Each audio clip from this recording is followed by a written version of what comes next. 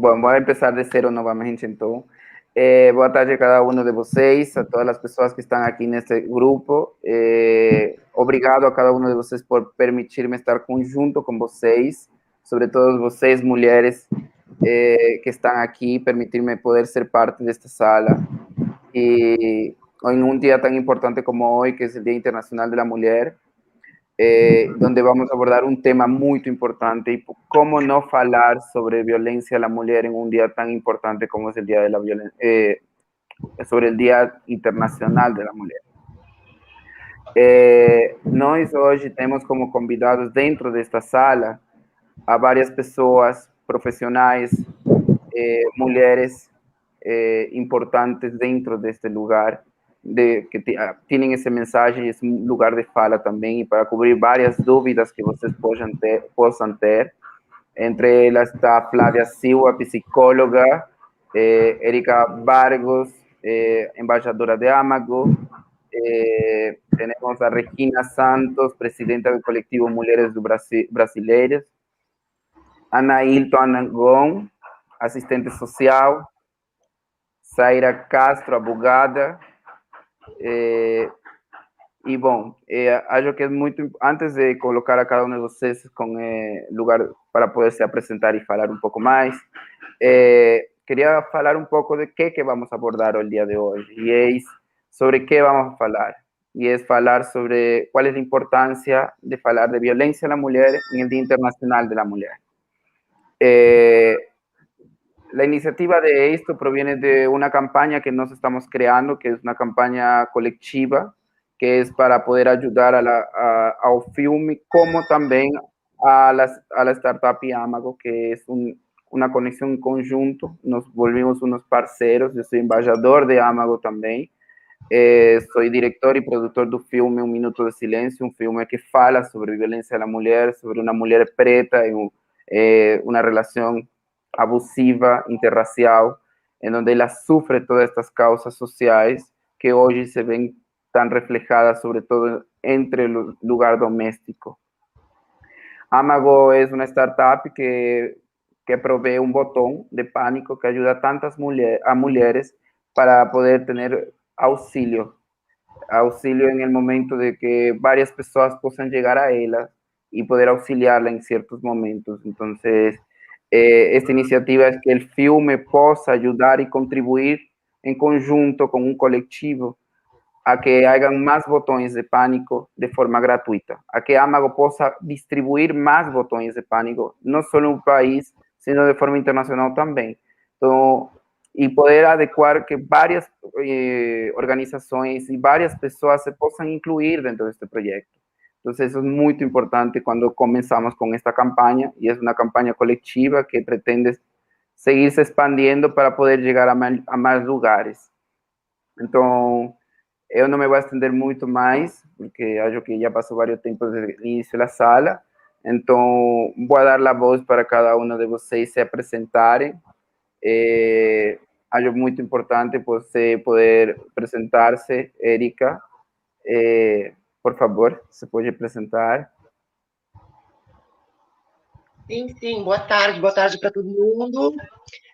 Bom, eu me chamo Érica, né? Érica Bargo. Eu fui vítima de violência doméstica há 4 anos atrás, né? Tive 45% do meu corpo queimado. E daí eu ganhei força após, né, recuperar, para com que a minha história venha ajudar outras mulheres. Eu sou técnica de enfermagem, né? Hoje eu sou afastada, por conta que eu ganhei uma deficiência física na minha mão esquerda.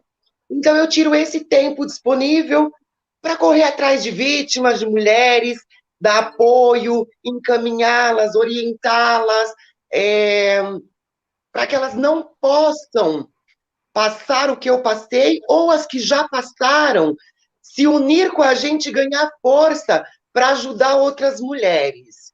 Então, esse é um pouquinho da minha história, que eu gosto de contar. Eu sempre falo, né, da minha luta, da minha sobrevivência, acima de tudo, né, porque é bem importante. E, graças a Deus, com a minha história, eu tenho conseguido ajudar muita gente. E espero engrenar cada vez mais nessa luta aí. Certinho? Obrigado. Seja bem-vindo aqui. Regina, se você pudesse falar um pouco.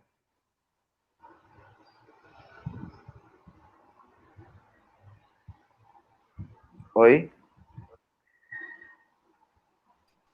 Aí sim. Me ouvindo? Estamos ouvindo, sim. Então, me chamo Regina, sou presidente de um coletivo chamado Coletivo Mulheres do Brasil em Ação, que atua aqui em Santa Catarina, onde nós damos assistência às mulheres em situação de violência doméstica. Eu sou uma mulher negra, né, mas a minha pele é clara, mas a minha mãe, ela é negra, né? Meu pai, ele é português. E então eu saio um pouquinho mais clara. Sobre, em questão, a luta pela violência doméstica, eu tenho agido muito aqui em Santa Catarina, principalmente em questão à violência institucional, que é a violência, né, dos órgãos públicos, onde essa mulher deveria ser melhor tratada, né, pelos gestores, né, quando ela chega numa delegacia, ou ela procura um CRES ou um CRAS, e às vezes ela não chega a ter aquele atendimento que ela merece ter. Então, o coletivo, ele atua, o atendimento, desde essa mulher, no acolhimento da delegacia, né, a gente trabalha em conjunto, ou com a polícia militar, aonde essa vítima passa a ser cuidada, né, por nós, tendo...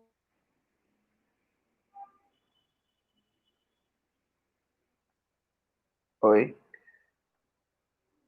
Acho que hubo un problema en el internet de ella. Bueno, mientras Regina volta, podemos pasar a... Ai, Regina voltou. Pode continuar, Regina. Eu não sei, parou aonde? Você estava falando sobre o tema da delegacia e essas coisas, essa parte. Ah, tá. Nós fazemos o acolhimento desde a delegacia. Todos nós sabemos que uma mulher, quando ela é atendida, ela vai até a delegacia, né? A polícia militar vai até ela, leva ela até a delegacia, e nós, do coletivo, nós acolhemos essa mulher desde a delegacia, quando ela recebe, ela faz o boletim de ocorrência, que ela pede a medida protetiva, então ela fica com medo de retornar ao seu lar. Então é onde nós atuamos, né? Nós vamos... Aí a gente leva essa mulher até a casa de referência da mulher, damos esse acolhimento para ela, e o mais principal, junto com as suas crianças, a gente não separa essa mulher das suas crianças, até que ela se sinta segura, né? Porque quando o agressor recebe a medida restritiva, né? Ela recebe a protetiva, e o agressor recebe a protetiva, não a restritiva. Quando ele recebe, ele geralmente fica furioso com a situação, e ela acaba desistindo e retorna a esse agressor, né? E é onde o coletivo atua. A gente entra com ajuda psicológica, que é a mais importante, a psicológica e a terapêutica, que fortalece essa mulher, aonde ela não desiste, vai firme, para poder romper esse ciclo de violência, e depois a gente entra com um atendimento jurídico, né? A gente dá esse atendimento para ela, e aí, passando essa situação, ela pode retornar para o seu lar seguro, né? Porque o oficial de justiça retira esse agressor do lar, e ela passou esses dias conosco, também vai estar em total segurança. Então, é assim que funciona o nosso coletivo Mulheres do Brasil em Ação, que é um trabalho feito para a ponta, né? E é um trabalho totalmente gratuito. A gente trabalha com esse trabalho também, a nossa equipe é toda técnica, voluntária, são mulheres que atuam realmente para fazer o diferencial. Obrigado, Regina. Muito bom trabalho que você está fazendo ali. Flávia, se você se pode apresentar.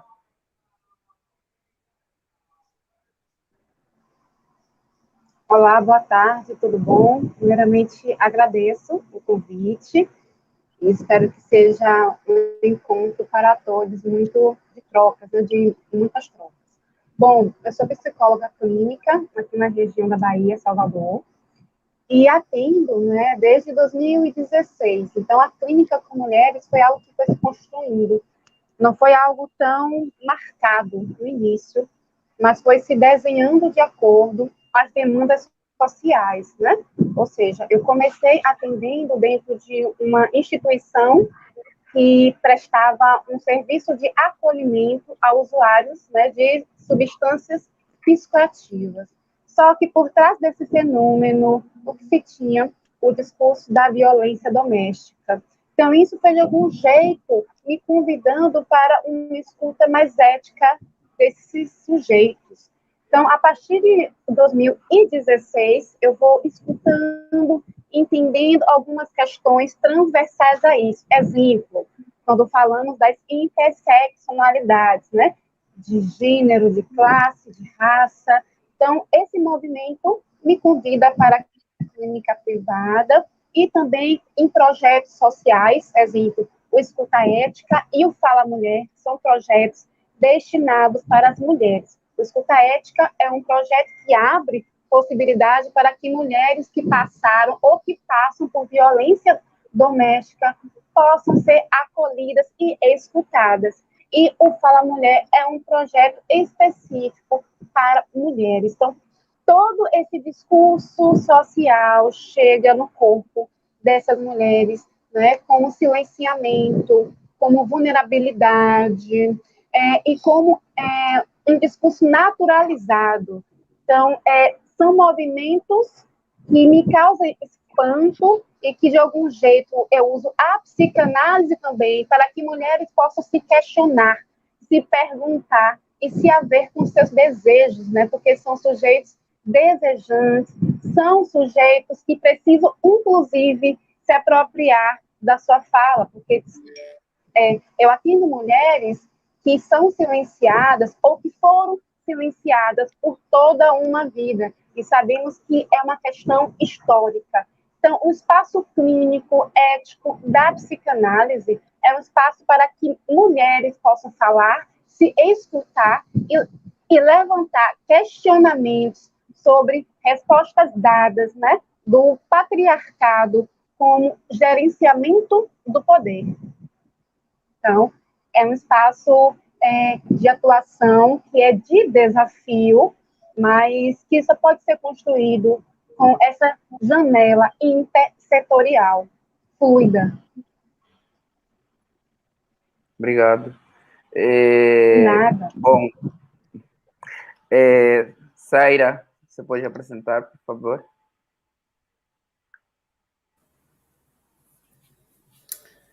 Boa tarde a todas e todos. Eu iria pedir, só quero pedir licença para que quem estiver com o microfone aberto, por favor, para fechar, porque acaba causando interferência. Fechar o microfone, por favor. E, desde já, eu agradeço o convite, a oportunidade de estar entre pessoas aqui que atuam nessa área.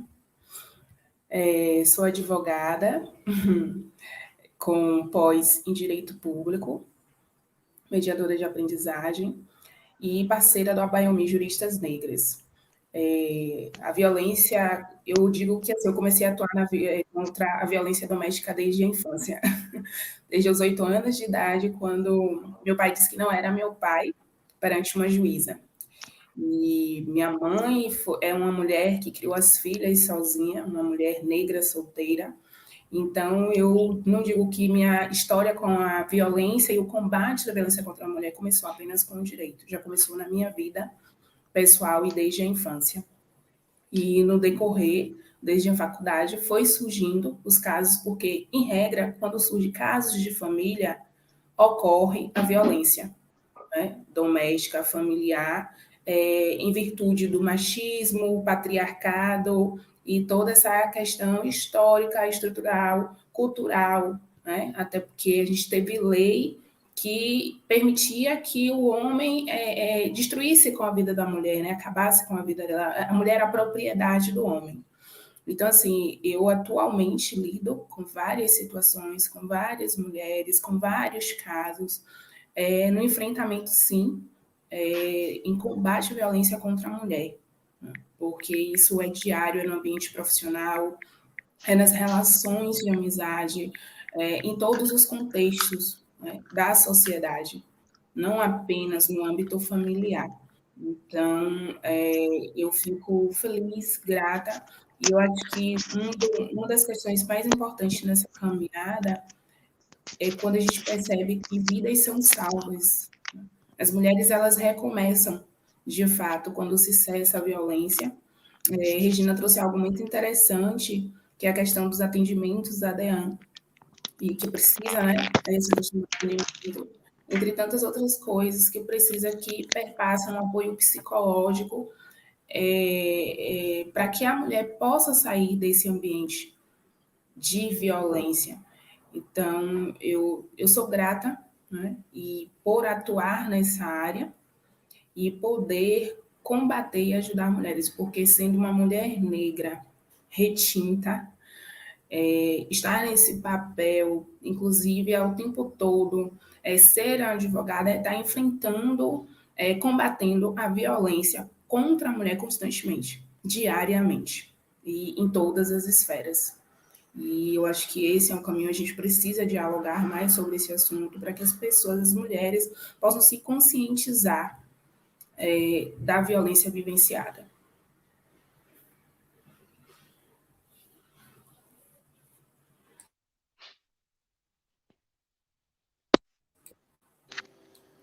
Seu microfone já está mudo, está fechado. Agora sim. É muito importante o que você falou, cada coisa que você falou é muito... E cada coisa que falaram cada uma de vocês, porque é muito importante, crucial, não? Bom, vamos a Anailton. Você pode apresentar, por favor? Olá, boa tarde a todas e a todos que nos acompanham. Eu quero primeiro pedir licença, ancestralidade e fazer memória a todas as mulheres que lutaram até o último momento. E que bom que nós estamos aqui. Depois eu quero agradecer a oportunidade de estar nesse lugar que, dentro de uma estrutura, inclusive política, é o lugar da mulher falar. Mas, ao mesmo tempo, quando vocês permitem que nós estejamos, e em particular que eu esteja aqui, a gente também quebra um paradigma e provoca para que os homens também repensem o seu lugar de reprodutores de um discurso hegemônico, perverso, que tiram vidas. Eu sou assistente social e pedagogo, mestre em desenvolvimento humano, atuo na área como perito social e como preceptor de estágio aqui em Salvador, no Fórum Rui Barbosa, na terceira vara. E a gente tem um trabalho que está assim no embrião, começando, que é um trabalho de escuta dos homens agressores. Tá? Então, é um trabalho que vai estar sendo construído agora aqui. Além disso, atuo como coach de carreira e tenho feito um trabalho voltado para homens e mulheres negros, por entender a importância desse lugar de pensar a carreira, porque às vezes a gente sobrevive do que tem e da necessidade de sobreviver e não pensar o que queremos ser. Então, enquanto homem preto, coach, eu trabalho nessa perspectiva. E mais uma vez agradeço essa oportunidade de estar com vocês. Bom, obrigado. realmente es tan importante escuchar a cada uno de vocês, porque uno se coloca en un lugar, que é o que você falou, Ailton, nós não temos o lugar de fala, realmente, mas é importante também nos posicionar, porque é muito importante nós como homens também tomar esse lugar de buscar essa forma de mudar as coisas, porque de algum lugar temos que começar, e creo que não há melhor sala que esta, que escutar a cada um de vocês falando de lo que vocês fazem e contribuem. E acho que esta causa é cada vez melhor.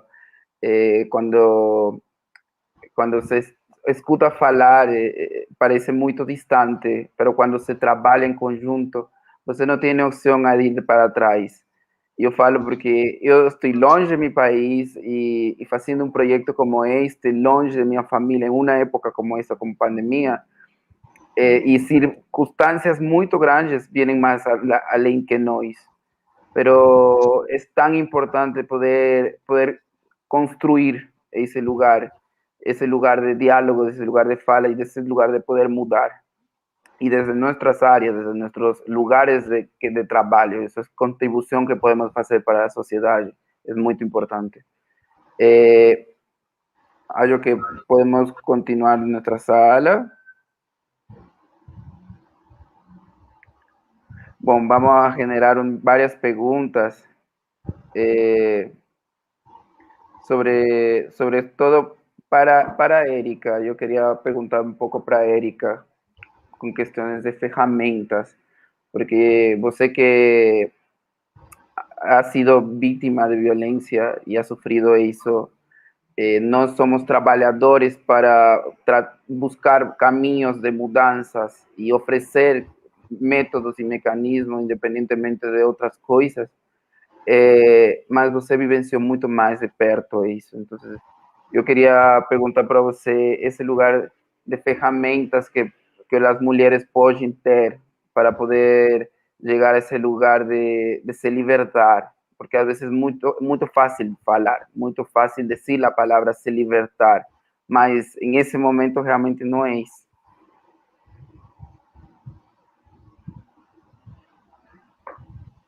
Então, é bem difícil, né, vivenciar tudo isso na pele, ganhar forças, né, para continuar, porque não é fácil.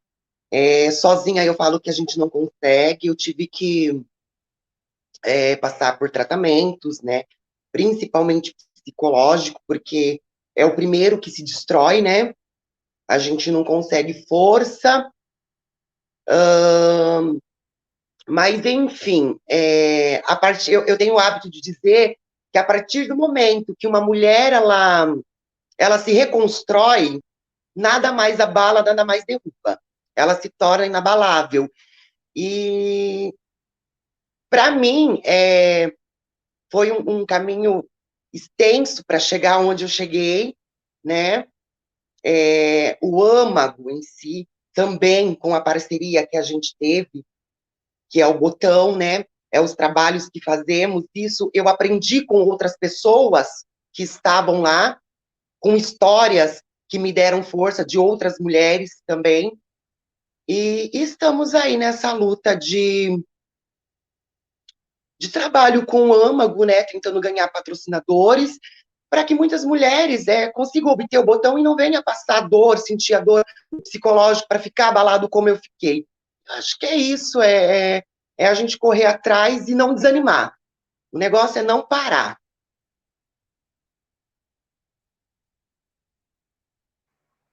Sobre todo es muy importante desde ese lugar. Yo creo que es muy pertinente una de vocês falarem a respeito, sobre todo en las áreas que vocês se desempeñan, en base a lo que nos estamos estructurando ahora como pregunta sobre lo que Erika vivió y fala un poco al respecto.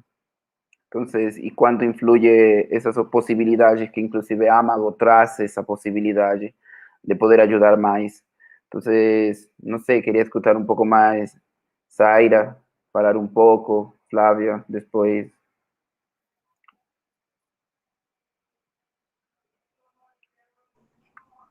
O que a Erika traz é de uma tamanha relevância, porque se a gente entende que a linguagem é denúncia, né, e que uma relação abusiva já é um indicativo de um mal-estar, mas que também não é tão fácil denunciar, porque, inclusive, qual é a questão aí? Porque a violência acontece no fórum íntimo, né? Então, entre duas ou três, enfim, se for a nível familiar, são pessoas envolvidas afetivamente, é um laço.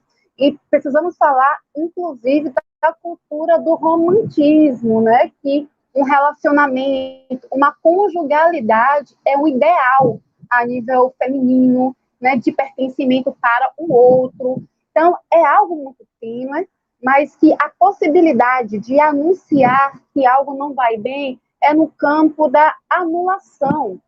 Quando a pessoa que está passando por uma situação de violência, ou ela começa a perceber, ela vai perceber seu laço social. A ruptura se dá sobre isso. A anulação, exemplo, o desejo é algo inegociável para o sujeito.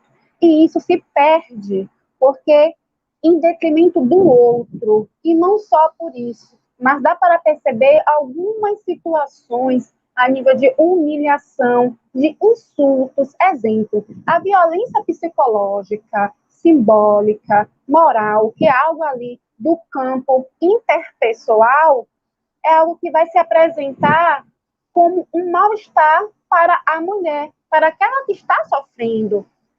É um momento, talvez, de escuta, mas que não é tão simples assim. Por isso que a linguagem é denúncia. Então, quando uma mulher, quando a Érica percebe que tem algo ali estranho, algo que está aniquilando a sua subjetividade, está calando, silenciando, é o momento de acionar, de perceber que algo não vai bem, porque dentro de uma relação haverá conflitos, mas conflitos no sentido de uma construção e não no sentido de uma devastação. Então, mulheres que passam por situações semelhantes, relatos, elas falam que se sentiam devastadas, anuladas, vem um discurso da ridicularização, culpabilização. Então, tudo isso são momentos, são discursos, são fragmentos que mexem com a autoestima, subjetividade, processo de identidade dessa mulher. Então, é nesse momento que há de se escutar que algo não vai bem, né? Porque, minimamente, a intenção é que ambos possam estar caminhando e não que alguém possa estar se anulando em prol do outro. Então, acho que são possibilidades aí para se escutar numa relação ou dentro do âmbito familiar. Mas, de fato, Érica, e outras pessoas, não é tão fácil assim, porque é muito tênue. E há de se lembrar que uma relação é marcada por afetos.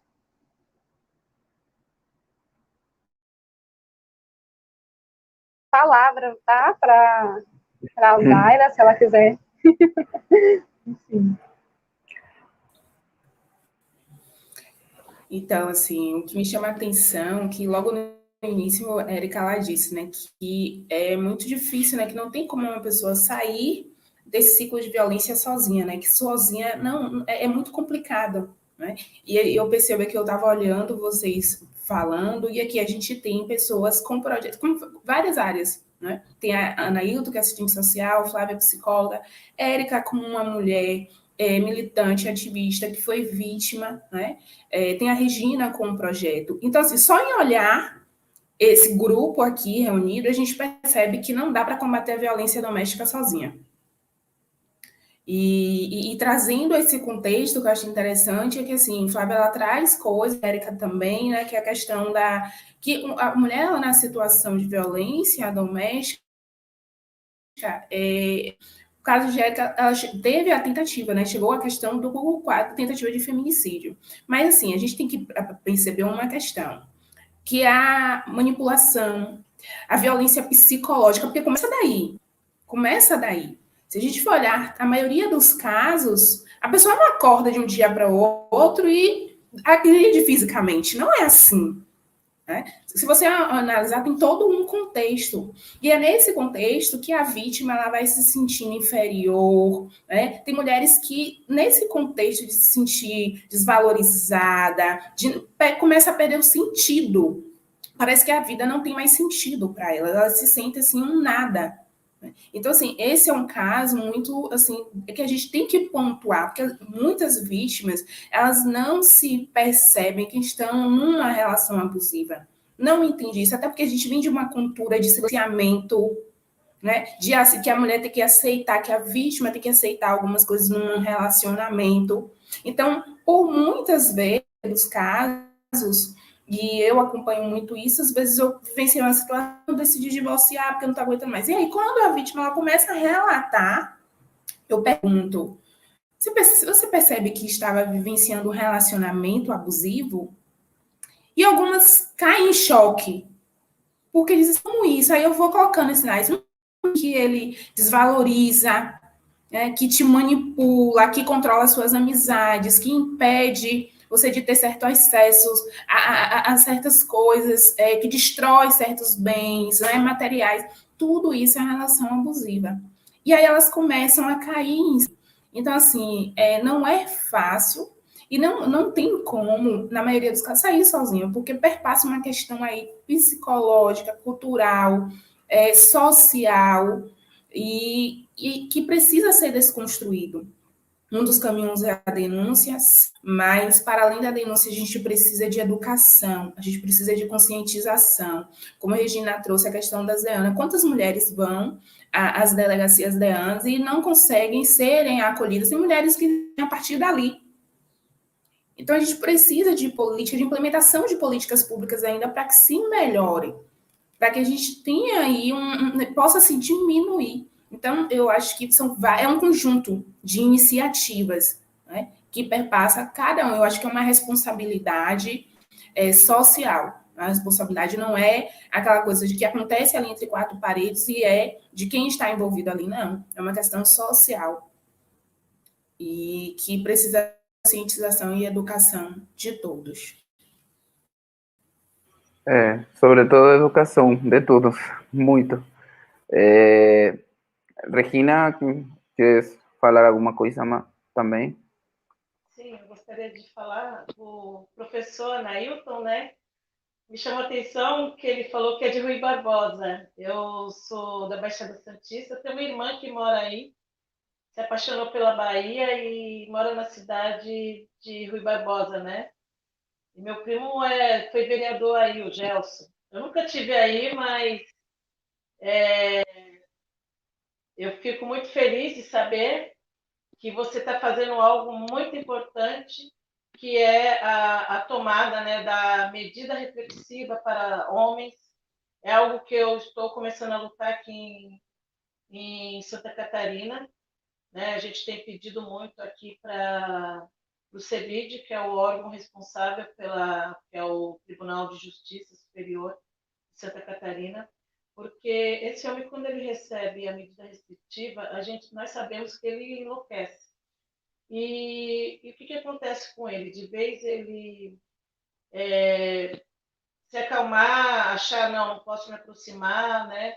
Ele vai para um bar ou ele vai para algum amigo conversar. Geralmente, esse outro amigo pode ser aquele homem chamado machista, né, que nós temos, e ainda faz a cabeça desse homem e fala, mas como que você... Ela teve coragem de fazer isso contra você, você é uma pessoa ótima, isso e aquilo. E aí onde ele comete o ato de beber mais, de às vezes nem precisa beber, de enlouquecer e retorna até essa vítima. Nós tivemos um caso aqui num bairro aqui em Barra Velha, onde ocorreu um fato parecido e chegou ao feminicídio. Uma moça do Espírito Santo. Ele foi para o bar, os amigos fez a cabeça dele, ele voltou e a matou. Né? Hoje se encontra preso. Então, aqui, a gente tem vários casos aqui, né, nas cidades de Santa Catarina, né? É um estado pequeno, mas o índice de feminicídio está altíssimo. A quantidade de medidas protetivas também são bem elevadas. Então, a gente estamos pedindo socorro, né, para que tenham mudanças. Né? Parabéns, professor Nailton, né, por estar à frente desse projeto aí. Eu espero que em breve venha também aqui para Santa Catarina. Em São Paulo, nós temos já lá, né, em Santo André, várias cidades que já têm, né, quando esse agressor recebe a medida restritiva, logo vem acompanhada pela medida reflexiva, que é a sentença que o juiz encaminha para os órgãos públicos para que ele tenha esse tratamento. Isso daí é muito importante, gente, porque não deu certo com essa companheira, né? Ele pode também levar a vida dele adiante para que ele, com a próxima, ele não cometa, né, esse tipo de agressão, que é a violência doméstica, né? Então, assim, o CNBA, nós cuidamos, né, das nossas mulheres, mas a gente também luta para que venha, né, essa medida para cá, para que se contenha mais o índice de feminicídio, igual eu torno a dizer aqui, que é alto. Outra coisa também aqui, quando eu cheguei aqui, eu achei estranho, porque a Lei Maria da Penha, se ela for bem executada, ela funciona. Igual as mulheres, não vou fazer o boletim de ocorrência, porque eu não acredito na Lei Maria da Penha.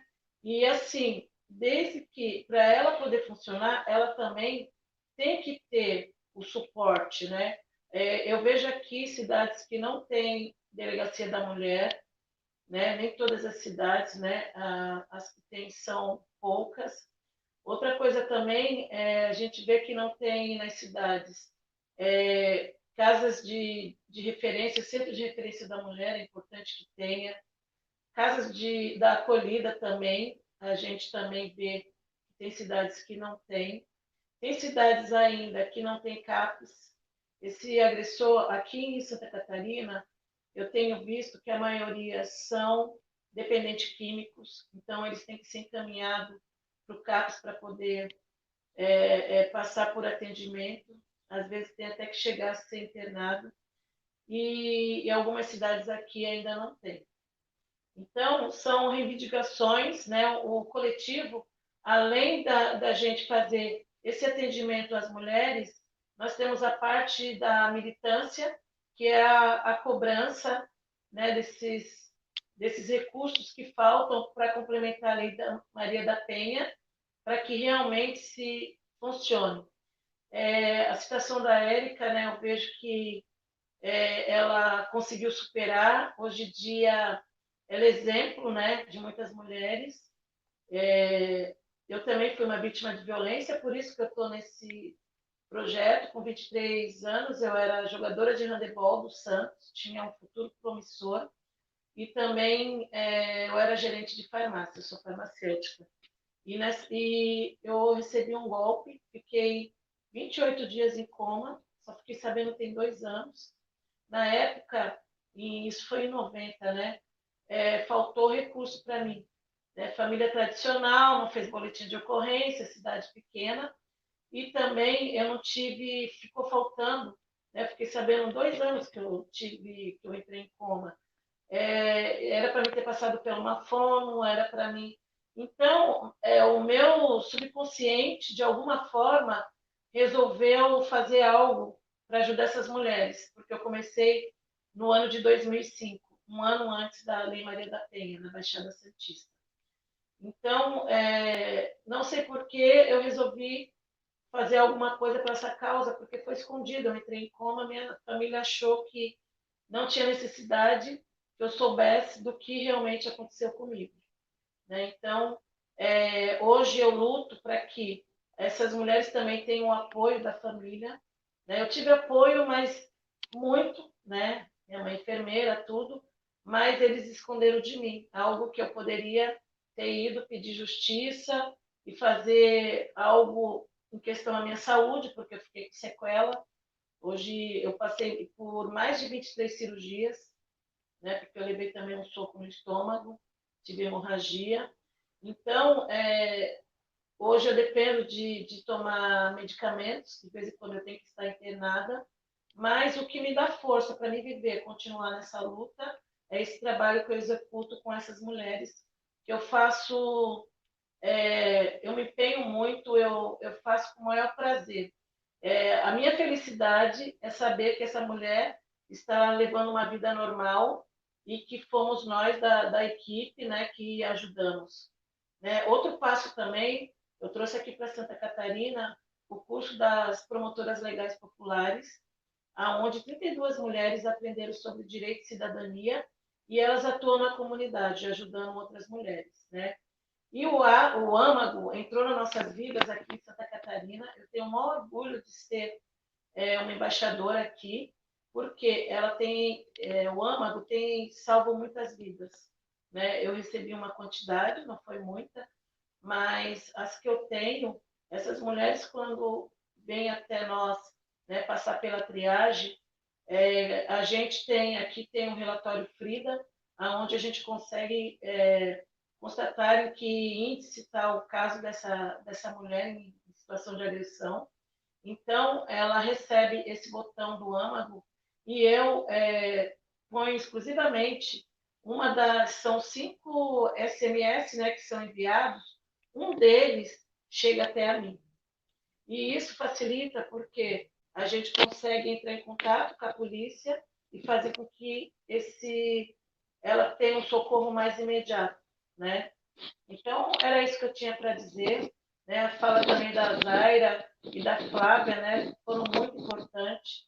Elas falaram em questão a como essa mulher se sente e quais são, né, que é muito importante, né, esse atendimento psicológico, esse atendimento jurídico, acho que complementa tudo que tem lá dentro do coletivo, né? Então, eu acho assim que foi uma live bem maravilhosa, né, em questão a isso. Tá? Então, eu gostaria de também agradecer a oportunidade. Eu que agradeço a você, e nós que agradecemos a você também estar aqui compartilhando sua história e todo o que você vivenciou também. E gratidão por o trabalho que está sendo feito. Há uma pergunta que fizeram aqui, que era sobre um dos problemas também que llegan a las mujeres son esa parte social, porque no solo es ese lugar de conflicto que ela vive, sino que acontece después. Cómo ela volta a la vida cotidiana, a la vida real, que es esa parte económica, ese lugar de empleo, ese lugar de psicológico de ella, ese lugar que precisa de una abogada para ser socorrida de una forma u otra, un abogado. E eu queria escutar um pouco em base a isso a Nailton, falar um pouco dessa parte social, porque você trabalha como assistente social, então é muito importante se escutar um pouco mais, sabe? Obrigado, Jason, pela provocação, né, e, ao mesmo tempo, pela inferência de grande relevância. Enquanto vocês falavam, eu pensava duas coisas. Primeiro, a Zaira terminou a fala dela dizendo que a educação era uma alternativa plausível. E eu penso a importância da educação e que a gente precisaria discutir gênero e discutir violência contra a mulher no ambiente escolar.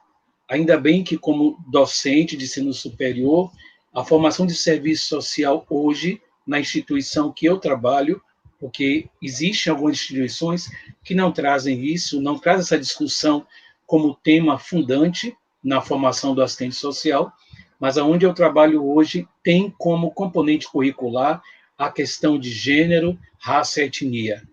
E a gente tem como se debruçar para discutir isso. Mas existem espaços em que o assistente social ele não tem acesso a essa discussão, a essa desconstrução, embora seja uma profissão majoritariamente constituída por mulheres. E alguns poucos homens quebrando esse paradigma. Mas é fundamental trazer para a educação esse processo de desconstrução.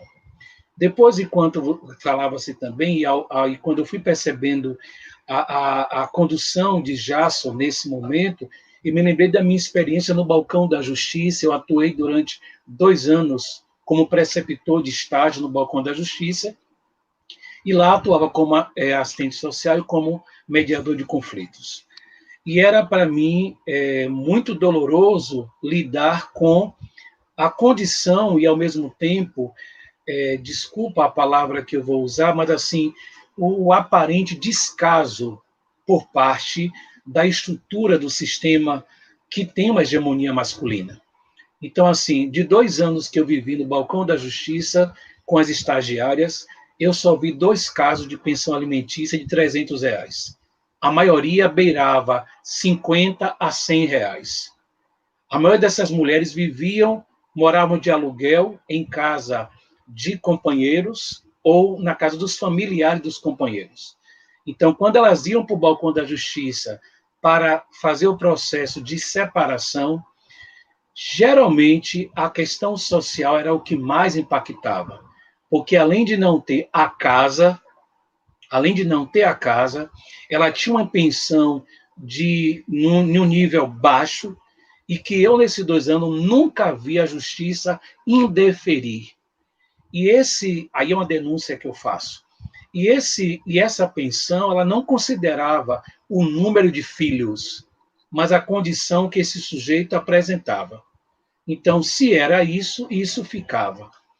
E o que me chamava a atenção eram algumas frases que eu via muito e que eu até separei aqui. Muitas mulheres diziam assim: homem não sabe cuidar de criança. Então, a obrigação de ficar com a guarda é minha. Só que essa mulher não pensava que ficar com essa criança, isso impacta na questão social. Muito. Outras diziam assim: eu não vou me rebaixar pedindo a ele uma pensão.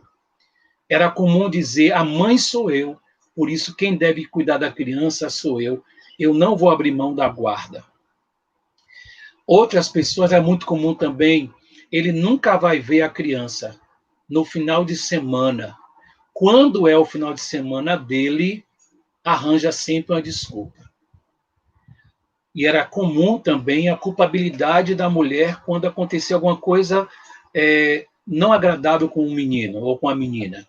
Então, diziam, a criança fica à toa, e ela fica à toa porque está aí arranjando um macho. E era comum, como eu disse, uma pensão baixa, e às vezes ouvia-se muito: eu não vou dar pensão para ela poder ficar gastando com macho.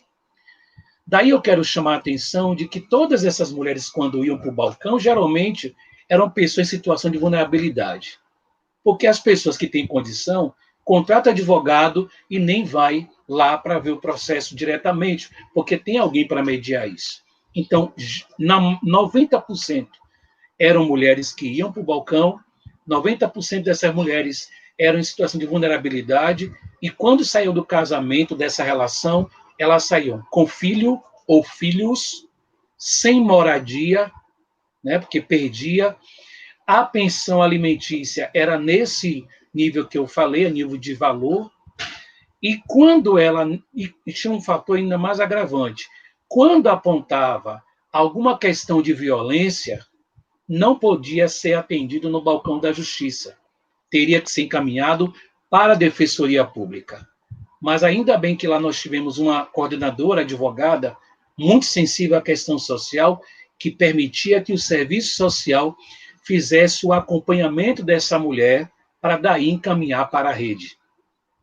Eu falo isso me arrepiando, porque assim, era o maior desafio que a gente tinha, que contratava com a proposta do balcão da justiça.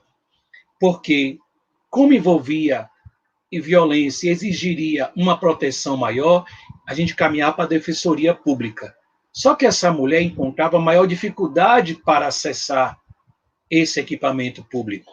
Às vezes, a marcação lá no balcão era na mesma semana.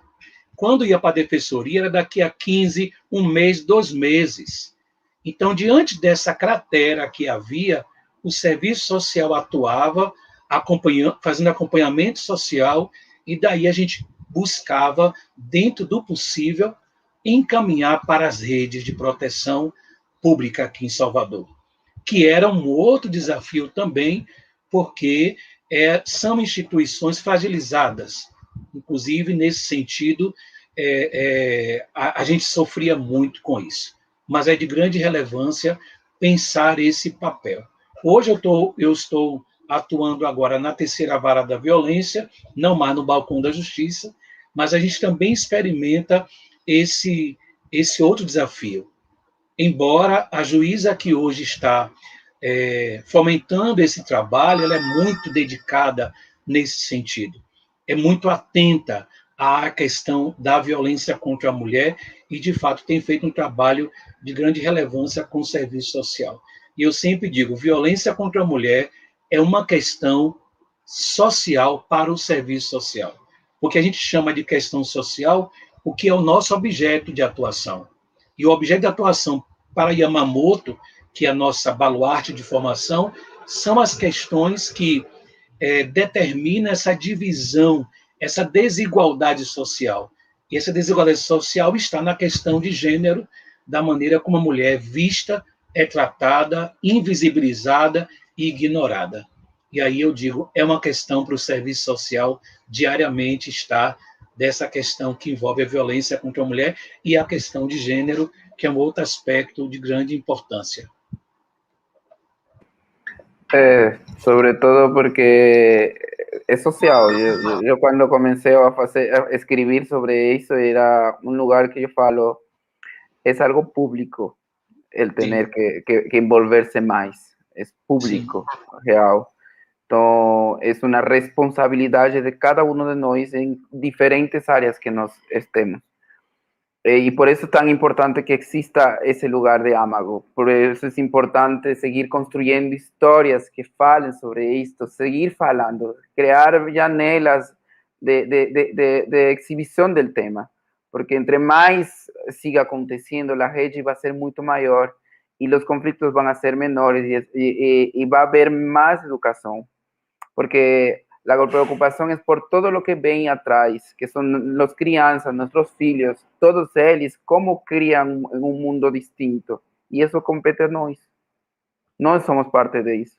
Entonces, por eso yo quería, esta fala que hemos tenido hoy aquí es muy importante y da para hacer varias lives, varios lugares de fala y programas mismos para poder seguir fomentando ese lugar de fala, ese lugar de diálogo y de escuta, sobre todo para las personas que a veces no saben, porque algo que Ana Hilton estaba hablando, muchas veces el conflicto mayor está en la periferia, las personas que no tienen los recursos, no tienen un abogado, no tienen recursos, no tienen un después, ¿cómo hay ese después también? Y eso crea un miedo para no acontecer a ese después. Entonces, y no somos partícipes de eso. Entonces, por eso es muy importante este tipo de campañas, este tipo de movilizaciones, el trabajo que cada una de vocês faz, el trabajo que você faz, eso genera mayor acceso a esas mujeres.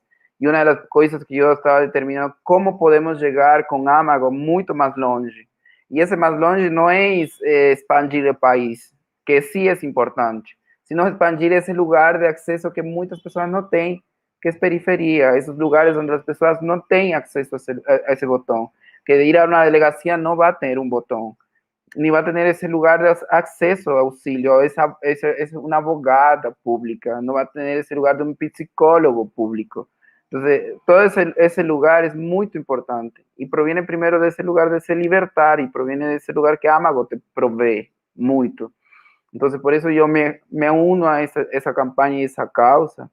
Y ahí es donde se crea esa campaña colectiva, que es tratar de ayudar, de captar mayores recursos. Porque hoy lo más dificultad es poder tener acceso. Y para tener acceso precisamos juntarnos todos. No solo hablar del tema, sino contribuir con el tema. Entonces, esa contribución que nos podemos hacer en nuestras áreas es muy grande. Entonces, la campaña trae ese lugar de que todo lo que se capta, el 40% de lo que se capta dentro de esta campaña, va direccionada para botones de pánico. Y no obstante eso, hay un 20% que está destinado para ayudar a mujeres adolescentes em lugares de periferia, porque também há esse lugar.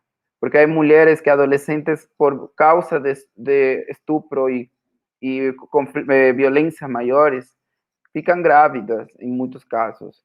E em esse lugar é muito complexo, porque viene de una familia complicada, de que ya vive conflicto y a la vez vive ese conflicto de tener que enfrentar la vida con un filho a una corta edad.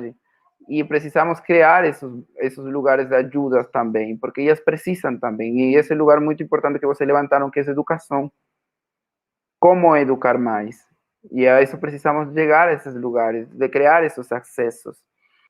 Y para eso se crea esa campaña, que el filme trae ese lugar, trae esa posibilidad de crear esa janela de visibilidad también, y poder continuar haciendo ese proyecto, porque es un proyecto que sale haciéndose de forma independiente, un proyecto que en un momento como este, que la cultura está siendo tirada muchas cosas para los artistas, y tras ser una causa tan importante como esta, es algo que precisa se construir y se trabajar, pero solo colectivo. No hay como, no hay como hacer si no es colectivo.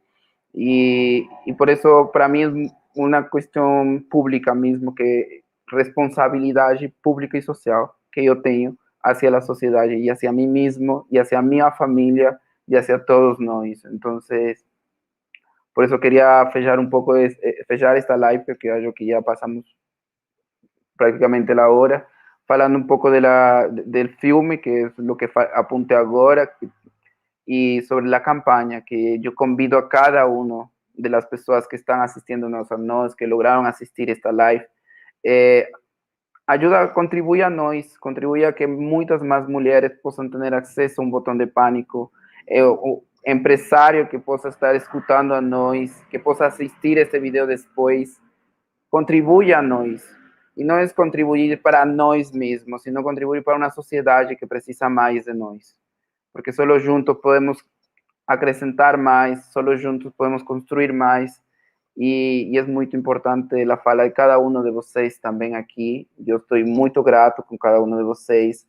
Obrigado, Erika, por estar aquí presente. Obrigado por ser esa mujer fuerte.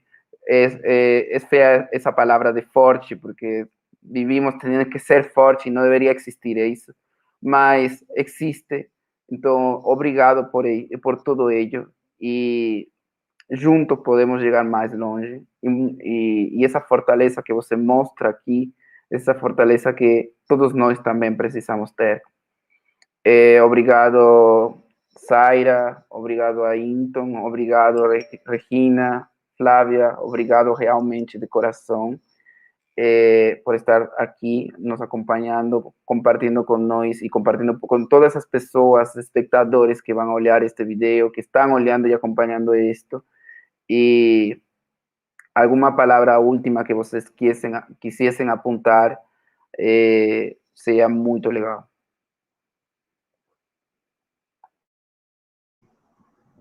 Eu queria trazer uma questão no que a Zara falou sobre a educação. Então, se a gente puder, de algum jeito, já fazer furos, já na primeira infância, que é um lugar, inclusive, que vai se constituindo aí o sujeito a nível de classe, de gênero, de raça, misoginia, sexismo, tudo isso é possível também trabalhar já na primeira infância. Inclusive, são esses aspectos que vão fundando o sujeito, né? E que vai se constituindo aí enquanto sujeito social, político. Então, o que se acontece na casa do outro e se agride um corpo é implicação nossa também, porque estamos aqui no social, não é só individual. É isso. Desde já, muito obrigada pelo convite, pela troca, e que esse espaço se estenda para todos, porque a sociedade ganha muito com educação e informação à saúde, à socioassistencial e jurídico. Muito obrigada.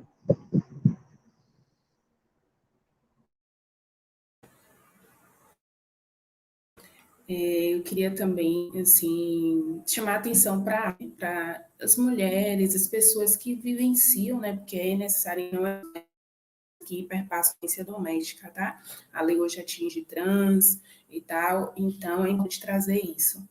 E perceber os sinais, para que a gente não chegue a situações extremas de um feminicídio, tentativa até do feminicídio, como Érica perpassou.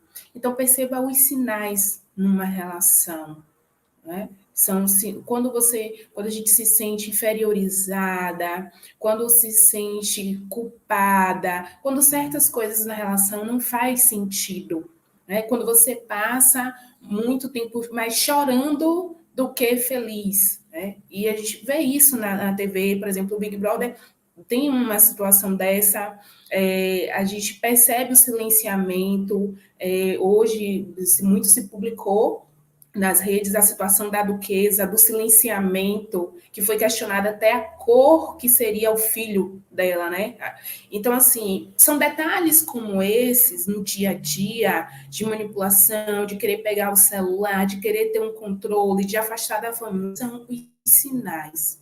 Então, se atentar a esses sinais, buscar de confiança para que se possa dialogar, buscar um profissional. Tem essa questão social, como a Nailton trouxe, a Regina trouxe, sim, mas se a gente não tem aquele acesso, busque alguém próximo que possa dialogar de confiança para que possa ajudar a sair desse ciclo e até perceber, porque através de um diálogo, talvez consiga perceber se está ou não nessa relação abusiva. Então, para além da denúncia, é buscar esse diálogo, buscar esse acesso, buscar esse apoio, porque, como disse, de fato, sozinho não conseguimos. Ressalto, destaco que essa live, com pessoas atuantes, pessoas diversas de outras diversas áreas, atuando em prol do combate à violência contra a mulher. Então, isso temos que seguir. Nesse Dia Internacional da Mulher, é um dia, para mim, de luta, né, de luta política social. Parabenizo a todas as mulheres e agradeço por esse debate, por essa live, por esse diálogo, e que caminhemos por um mundo melhor, mais justo, mais igualitário, mais consciente, mais voltado, que a gente consiga trazer educação. Sim, a questão da educação, como a Nailton responde, mas a educação também no lar, né? É a educação também de cada indivíduo, o que é essencial, e que a gente coloque um pouco de amor em tudo que a gente faz, no olhar especialmente, porque encerrar com a violência doméstica é uma questão de auto-amor, mas olhar também para o outro. E é isso, um abraço para todas e todas. Obrigada. Bom, eu vou encerrar dizendo que, sobre a parte da educação, nós temos um projeto chamado CNBA Jovem, onde nós estamos trazendo alguns alunos de escola, né, que tem uma popularidade, que nós sabemos que todas as escolas têm algum jovem que é popular. Então, eles estão se qualificando, aprendendo sobre violência doméstica, porque eu conversando com algumas diretoras de escolas, nós acabamos vendo que levar adultos para poder estar conversando com aqueles jovens, eles nem ouviam, nem davam bola, vamos falar no popular, né, na linguagem dos jovens. E a partir do momento que esses jovens começaram eles fazendo aquela roda de chão, roda de conversa, sentando no chão e falando um papo no linguajar dele, os jovens paravam para estar ouvindo. Então, foi um projeto que nós começamos a fazer antes da pandemia, né? Tivemos que parar por causa da pandemia, mas que vamos dar continuidade para que se faça algo diferente, né? Tirar um pouco aí desses jovens aí do celular e dizer que o coletivo ele tem a parte cultural muito rica, né? Nós temos a parte de música terapia, nós temos bloco de carnaval que sai com a corte carnavalesca, incentivando, falando sobre temas em questão à violência doméstica, que o assédio não é paquera. Então, a gente meio que provoca para que as pessoas começam a perceber que isso daí tem que dar um basta, que foi instituído pela ONU, né? Hoje eu estou de laranja, né? Justamente por causa disso, é a cor instituído pela ONU Mulher, né? Que é sobre violência contra mulheres e meninas. Então, todo dia 25, a gente faz algo que lembre algo em questão ao Dia Laranja. Né? Isso daí a gente faz todo mês 25. Então, eu convido vocês também que façam lives, né, todo dia 25, que lembrem em questão a essa situação, né, para que a gente faça a diferença e realmente chegue o principal até a ponta. Então, é isso que eu tinha para dizer e agradeço de coração essa oportunidade de estar falando um pouquinho sobre o trabalho nosso do Coletivo Mulheres do Brasil. Eu também quero agradecer a oportunidade, dizer que é de grande relevância que homens também estejam nesses espaços, aprendendo, escutando, mas também se deixando ser escutado. Eu queria sugerir para quem estiver nos acompanhando, quem for nos acompanhar depois, uma música que grande relevância nos trabalhos que eu tenho feito, inclusive, que tem como título Triste, Louca ao Mar. E a música diz rapidamente assim: triste, louca ao mar, será qualificada ela quem recusar seguir a receita tal, a receita cultural do marido, da família, cuida da rotina. Só mesmo rejeita essa rotina, bem conhecida receita, quem não sem dores aceita que tudo deve mudar. E aí o refrão diz que o homem não te define, sua casa não te define, sua carne não te define, você é seu próprio lar. E é nesse momento que eu penso, como a Flávia falava, que há uma receita determinada quando nós nascemos, e essa receita ela vai construindo e constituindo nossa identidade de gênero. Mas a gente também pode repensar essa construção, ressignificar esse nosso ser, e o serviço social, com certeza, dialogando com as outras áreas, com os outros setores, com as outras ciências, ela tem uma grande importância nesse processo de desconstrução, porque eu encerro dizendo, nossas vidas importam muito, muito, porque essa receita cultural, ela tem um peso na vida das mulheres, enquanto mulheres que são vitimadas dessa violência, mas também sobre os homens que acabam sendo violentados por essa estrutura perversa, que a gente chama também dessa estrutura tóxica. Então é preciso também que haja um trabalho voltado para este homem, porque a gente precisa de trabalho concomitante. E aí a educação volta a reafirmar o que foi dito por vocês, a educação é a grande saída. A educação que deve existir na sua família ou nas famílias, deve existir nas universidades, nas escolas, mas deve existir também nos púlpitos religiosos, católicos e evangélicos, deve existir numa roda de xirê dos terreiros de candomblé, mas também que deve existir nas giras da Umbanda. Ou seja, não há como a gente ficar hoje ignorando essa pauta tão significativa que é a questão da violência contra a mulher. Gratidão mais uma vez, muita força, muita coragem, nossas vidas importam, importam muito.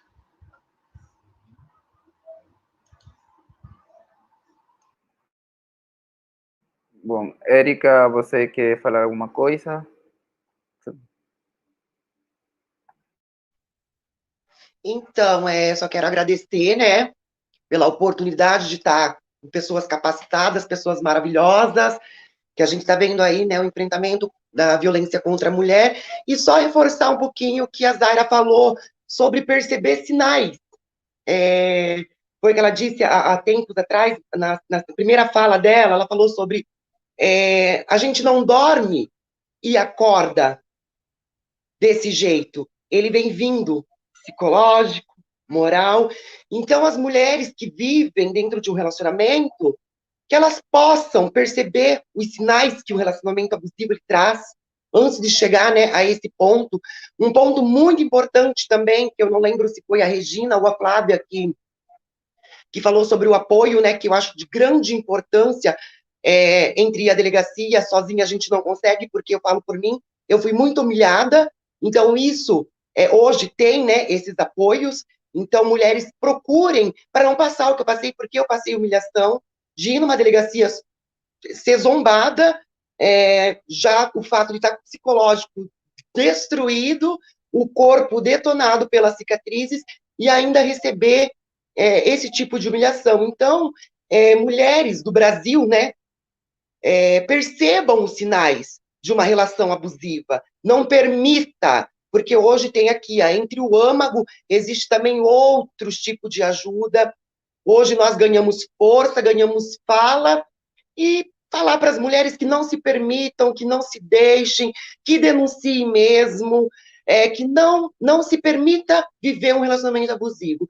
E agradecer a todos vocês, as meninas aqui, né, a Regina, a Flávia, a Zaira, mulheres maravilhosas, fortes, o Jarson, o professor aí, né, dizer que para a gente é muito gratificante saber que tem homens como vocês nessa luta, né, ter esse apoio masculino, isso é de grande importância para a gente.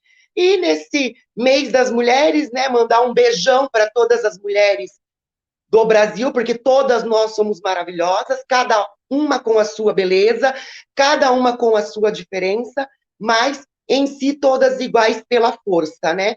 E eu acho que é isso. Um beijão para todos, agradecer a vocês e deixar esse recado para as mulheres que denunciem, que não se permitam, certo? Obrigada. Obrigado a vocês, e como com essa fala que você deu e com essa fala que Zaira deu, vamos fechar, que esse lugar de escuta, se ouvir, é muito mais e é importante, e nos ouvir mais também a nós mesmos. Obrigado a vocês, espero que não seja a última, esta é a primeira de muitas, e seguir falando e seguir batendo um papo. Y lo importante para você que está olhando este vídeo, doa, ajuda a nós, contribui a nós, não solamente a vezes é dinheiro, a vezes também podes ajudar compartilhando, ajudando ao próximo, a la mulher que está de perto de você, que precisa de você. É muito importante contribuir mais. É isso, e só juntos podemos. Obrigado, gente. Tchau.